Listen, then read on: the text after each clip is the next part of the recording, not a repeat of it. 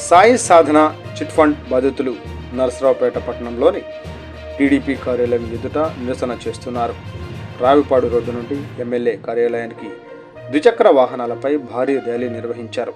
అనంతరం ఎమ్మెల్యే కార్యాలయానికి చేరుకుని కార్యాలయం ఎదుట నిరసన కార్యక్రమం చేపట్టారు. ఎమ్మెల్యే చదలవాడ అరవింద్ బాబు న్యాయం చేయాలంటూ నినాదాలు చేశారు.